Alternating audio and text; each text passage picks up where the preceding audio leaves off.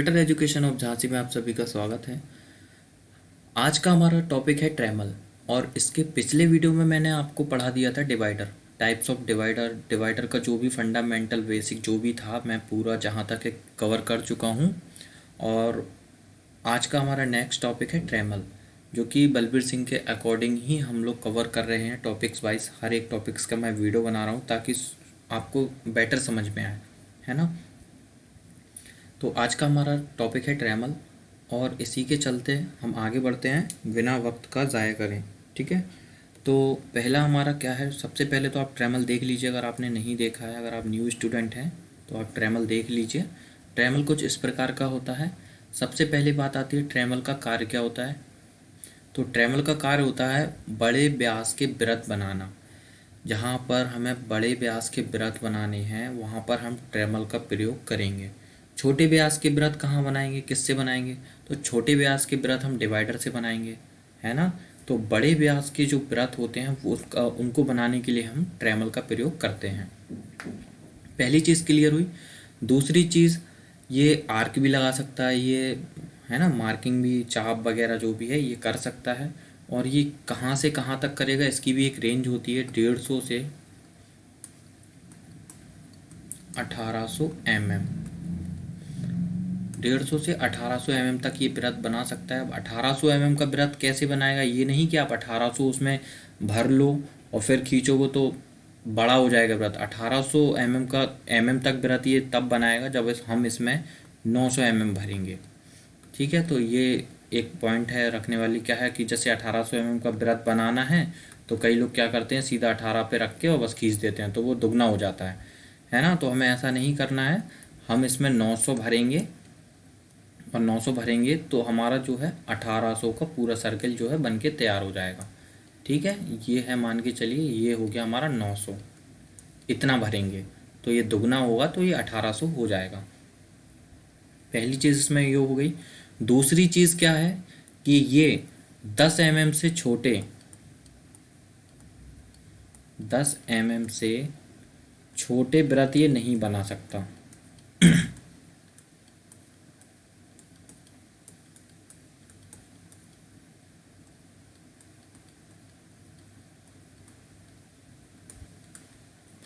ठीक है, 10 mm से छोटे वृत्त ये नहीं बना सकता। और ये दोनों हेड्स जब बंद होंगे, ये इधर दोनों इधर आ जाएंगे ना, जब इस तरीके से,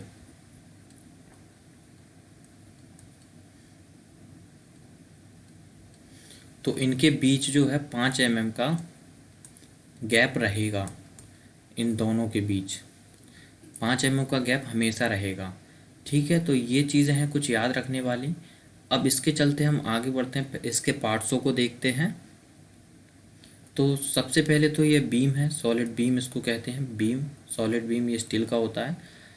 ठीक है, सारा कुछ इसमें दिया हुआ है, वैसे तो बताने की ज़रूरत नहीं है। ये हमारे क्लम्पिंग स्क्रू हो गए, सॉलिड बीम होगा, स्लाइडिंग हेड होगा, ये इनको हेड, स्लाइडिंग हेड बोलते हैं। ये कैरियर हो गया, फाइन एडजस्टमेंट स्क्रू हो गया। इनके सभी के अब कार्य आते हैं। तो कार्य क्या है, सबसे पहले तो देखिए इसमें ये स्क्राइबर का जो पॉइंट है ये देख लीजिए। अब भाई स्क्राइबर है तो पॉइंट भी होगा, पॉइंट होगा तो कितना, स्क्राइबर का पॉइंट बेसिकली कितना रहता है, 12 से 15। तो भाई मार्किंग ही करना है तो 12 से 15 इसका भी होगा। ठीक है, 12 से 15 डिग्री इनके पॉइंट होंगे जो तेज़ धार होने चाहिए। ठीक है, अब इसके बाद आता है ये जो कैरियर का काम है, ऊपर डेफिनेशन में दिया होगा। फाइन एडजस्टमेंट का जो स्क्रू है इसका, ये फाइन एडजस्टमेंट के लिए इसका प्रयोग करते हैं हम। जैसे हमें कोई एक 180, जैसे ये इसमें हमें नापना है, ये कोई सीधी रेखा है, इसमें हम 180 और फिर हमको ज़रूरत पड़ गई +1। तो अगर हमको 181 की रीडिंग लेनी तो क्या करेंगे, हम 180 पे इसको ला के फिक्स कर देंगे एकदम, दोनों हेडों को ला करके। ठीक है, और 1 mm की जो हमें रीडिंग और लेनी है वो हम लेंगे फाइन एडजस्टमेंट स्क्रू से। क्या है कि हम हाथ से अगर इधर उधर उसको खिसकाएंगे तो क्या है, कभी 2 mm खिसक जाएगा, कभी 5 mm खिसक जाएगा, तो ऐसा वक्त ज़्यादा लग जाएगा सेट करने में। इसीलिए हम इसको सीधा 180 पे ला के फिक्स करेंगे और 1 mm की जो एडजस्टमेंट है वो करेंगे फाइन एडजस्टमेंट स्क्रू से। तो आई होप आपको ये समझ में आ गया होगा सब कुछ। अब थोड़ा सा इसकी डेफिनेशन पढ़ लेते हैं। तो परिचय में क्या लिखा है, इसका प्रयोग बड़े साइज के वृत्त व चाप मार्किंग के लिए किया जाता है, ये मैं बता चुका हूँ आपको।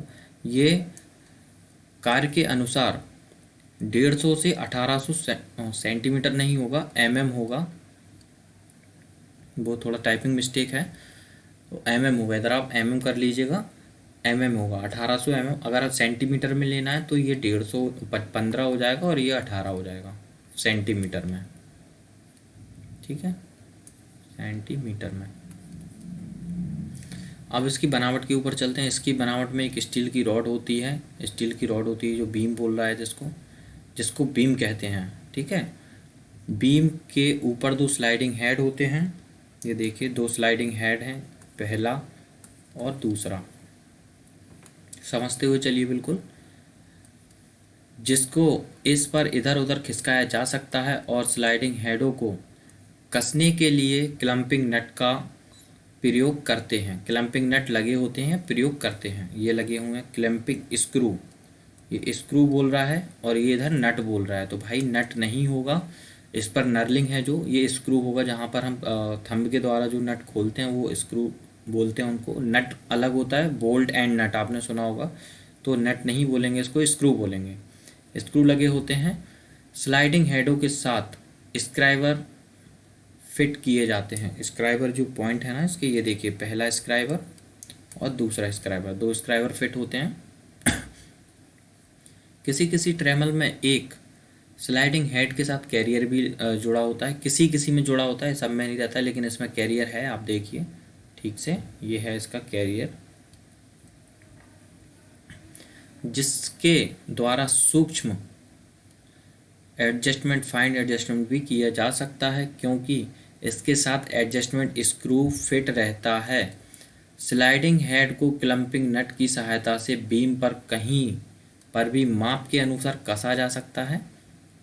ये कह रहा है स्लाइडिंग हेड को क्लम्पिंग नट, ये है ना क्लम्पिंग स्क्रू, इसके द्वारा बीम पर इधर इधर इधर कहीं पर भी इसको कस सकते हैं और माप के अनुसार कसा जा सकता है, और कैरियर की सहायता से सूक्ष्म एडजस्टमेंट कर सकते हैं। इस पर भी माप को स्टील रूल से लिया जाता है।